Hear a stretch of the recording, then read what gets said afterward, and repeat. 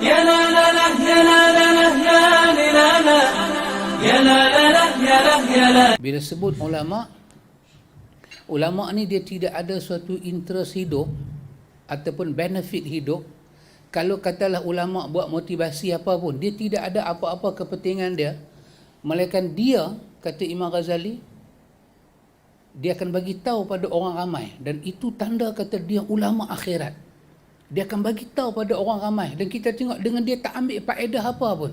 Apa dia bagi tahu? Dia bagi tahu pada orang ramai, akhirat itu lebih baik dan lebih kekal daripada dunia. Itu dia bercakap, itu dia berjuang, itu dia berbuat, dengan itu dia hidup. Tengoklah. Kita baca dalam sirah, kita akan lihat dalam sirah, ikhwan, saya fikir siapa pun tulis. Macam Husin Haikal. Orang tak rajin baca sirah Husin Haikal. Sebab orang kata dia macam-macam lah orang tomah dia. Tapi sirah dia menarik. Cara dia susun sirah itu, bab dia sangat menarik. Orang kata dia orientalis lah, orang kata macam, tak apalah tuduh bila. Kat ustaz lah pun orang tuduh macam-macam, wahabi lah, wah apa ke. Tuduh bila.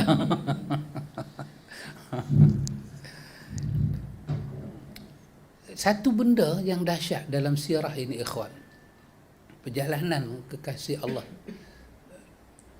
Dia telah berjaya mendidik para sahabat dia, yang kesemua para ulama disuruh menjadikan Rasulullah itu sebagai uswatun hasanah untuk dapat gelaran warasatul anbiya.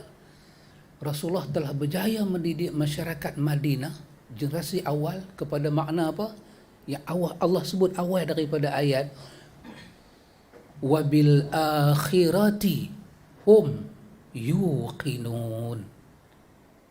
Pendidikan yang Nabi bawa daripada Mekah sampai ke Madinah, sampai akhir daripada hidup dia, membawa mereka yakin dengan akhirat. Daripada awal Allah Ta'ala sebut yu'minuna bil ghaibi, pada awal pendidikan. Tapi bila pendidikan tu masuk, bila sampai ayat kelima ni, Allah tukar rentak ayat. Allah tak guna dah yu'minuna bil akhirah, tapi Allah guna dah dalamnya pendidikan tu dah masuk wabil akhirati hum yuqinun. Dengan akhirat telah sampai pada peringkat mereka yakin, mereka buru, mereka cari, mereka habiskan masa mereka mencari apa yang Allah Ta'ala kurniakan kepada mereka di hari akhirat. Dan siapa pun tak dapat menafikan itulah perjalanan sirah nabawiyah. Yang ini ikhwan, kalau seorang ulama dia bagi motivasi ke, katalah dia ulama tu tak kerja kerajaan jemput dia bagi motivasi, dia mengajak manusia kepada akhirat, bukan kerana hari dia ceramah tu kerajaan bayar dia duit, bukan kerana tu dah. Memang fikiran ulama ni, kalau ada peluang saja nak bercakap akhirat lebih baik dari dunia, bukan kerana nak suruh orang kerajaan kerja lebih untuk kerajaan, jadikan akhirat itu sebagai tunggangan dia, dah. Kerana akhirat lebih baik dari dunia ni, lebih kekal, itu adalah moto kehidupan para ulama. Kenapa? Kerana itulah yang ada dalam pendidikan dan perjalanan kekasih Allah Muhammad salawatullah wassalamuhu alaihi. Yang ni ikhwan, peringkat ni kita belajar. Kita nak jadi pakai bahasa kampung, dia kata kita nak jadi, bila tengok akhirat jadi teliang. Fadilat akhirat itu Nabi bagi sahabat jadi teliang. Percaya dengan apa yang Allah janji di hari akhirat lebih dari dunia, sampai pada peringkat dia boleh beri harta dia di dunia untuk akhirat. Itu Allah Ta'ala guna satu perkataan yang cukup dahsyat. Wa minan nasi man yashri nafsahu btigha'a mardatillah wallahu raufun bil ibad. Dahsyat ayat ni. Memang roh ayat itu kita rasa. Allah kata sebahagian daripada manusia ini sampai pada peringkat kerana dia dididik, Nabi didik dia dengan akhirat, dengan janji Allah, habuan di hari akhirat, kehidupan yang kekal, Sekali pun Allah tak pernah mengangkat tinggi kedudukan akhirat dalam kalam dia yang suci. Satu tempat pun tak ada. Nak angkat dunia ni lebih tinggi ataupun letak dunia sama level dengan akhirat, tak ada langsung, tak ada. Di mana selalu di dalam ayat, sama ada dalam qala Allah, qala Rasul, akhirat diangkat lebih tinggi daripada dunia, dan dunia dikatakan ahwan, lebih rendah. Pendidikan itu Nabi masukkan. Bila berlaku perang Badar, sahabat dah nak buka puasa dah dengan biji buah kurma, tapi habaq kata pintu syurga terbuka. Sahabat rasa buka puasa tu macam lambat, nak masuk syurga cepat lagi. Allah kata sebahagian manusia menjual diri dia. Dia jadi loba dengan akhirat, dia percaya, dia terima akhirat, ada sampai pada peringkat wabil akhirati hum yuqinun, sampai dia jual diri dia. Dia nak ambil apa dia? Mardatillah, keredaan Allah. Ini yang kita nampak banyak sejarah berlaku.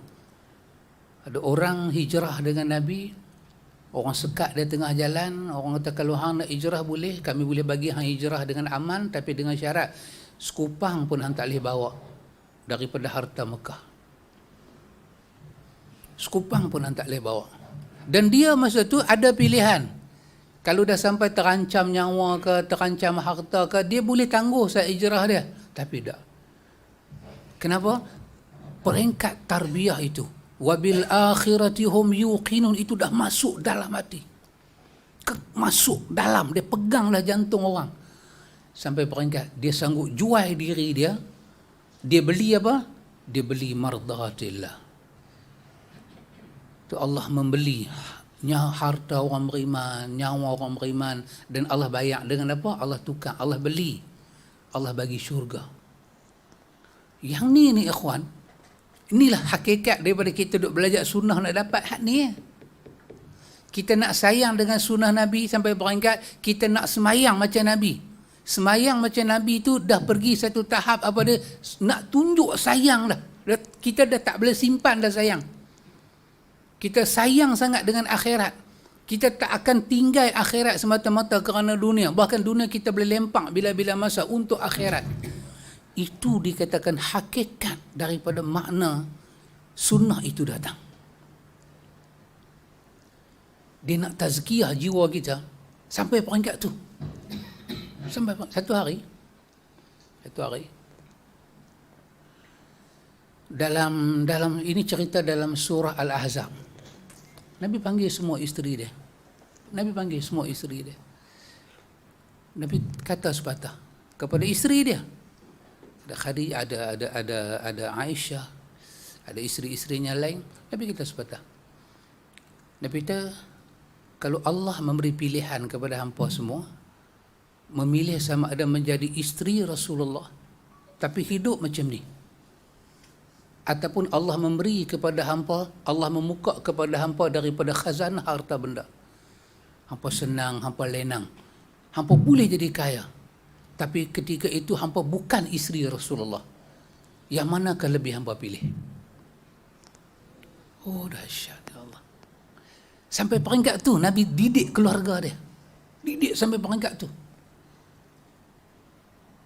Kerana itulah Imam Qurtubi kata isteri Rasulullah patut dipanggil dengan ummahatul mu'minin radhiyallahu anhunna. Mereka adalah ummahatul mu'minin. Mereka memilih menjadi isteri Rasulullah lebih daripada memilih kehidupan di dunia. Kalau dengan jadi isteri Rasulullah tu mereka miskin, dia terpaksa susah macam hari itu, mereka pilih. Sampai Nabi balik, dalam riwayat Tirmizi, Nabi balik, Nabi tanya kepada Aisyah sepatah. Nabi kata, hal indaki syai'? Habis main subuh balik, Nabi tanya, ada apa nak makan? Dekat hang ni ada apa? Maksudnya nak makan ni ada apa? Nak breakfast? Dia kata tak ada, Allah belum merezekikan kepada kita. Nabi kata tak apa, puasa. Puasa sunat. Puasa. Ada dapat. Tirmizi riwayatkan. Ada buah kurma bagi pada Aisyah. Nabi keluar, elok Nabi keluar Datang satu perempuan dengan 2 anak. Bagi salam, jumpa Aisyah, kata pada Aisyah, ada apa tak? Tak ada apa nak makan.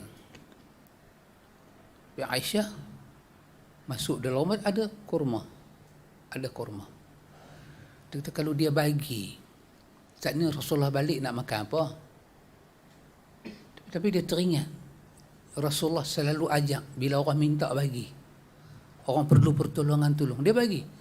Dan Aisyah tengok wanita ni, dia, di kiri kanan dia ada anak. Dia koyak buah kurma tu, dia bagi pada anak dia belah kanan satu, belah kiri satu. Orang tua ni dihisap, perempuan ni dihisap. Hak manis di tangan tu. Dan pergi. Nabi balik, Aisyah cerita. Nabi kata sepatah pada Aisyah. Nabi kata, hang kagum tak tengok ibu tu, macam mana dia berkorban untuk anak dia. Kata kagum, ya Allah, ya Rasulullah, kagum. Tapi Nabi kata, hang tahu tak? Malaikat kagum dengan satu orang lain, iaitu orang yang sanggup memberi kepada wanita itu sebiji kurma, walaupun itu sahaja yang dia ada. Malaikat lebih kagum dengan orang tu. Ya subhanallah, tarbiyah itu. Wa bil akhirati hum yuqinun. Itulah sebabnya Allah Ta'ala kata pada awal, wa innaka la'ala khuluqil azim. Pendidikan sunnah ni. Kenapa kita semayang macam Nabi? Kerana kita yakin sungguh dengan kehidupan akhirat. Kita tak akan diberi pahala kalau kita buat ibadat lain daripada Nabi. Kita pencipta, yakin sungguh kita dengan penghisapan akhirat macam tu. Inna arsalnaka rasulan syahidan alaikum kama arsalna ila fir'auna rasula. Beza dia, fa'asa fir'aun ar-rasul. Allah hantar kepada kita rasul menjadi saksi kepada kita. Allah juga hantar kepada Fir'aun seorang rasul. Tapi beza dia, Fir'aun derhaka dengan rasul itu.